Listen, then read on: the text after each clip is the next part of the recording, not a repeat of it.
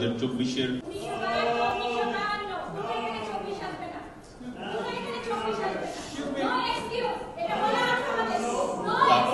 আপনি আমাকে ডিক্টেট করতে পারেন না, আপনি আমাকে ডিক্টেট করতে পারেন না। I am sorry.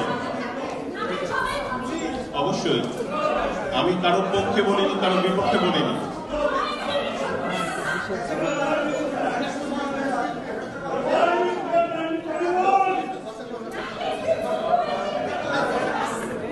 অবশ্যই 52 পরে 71 এসেছে, 91 এসেছে, 2024 এসেছে।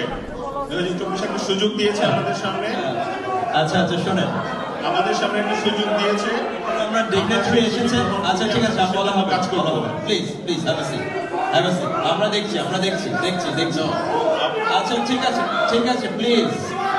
আচ্ছা প্লিজ এই দেশের মানুষ আছেন, আমাদের একটু প্লিজ সম্মানের সাথে কথা বলেছি।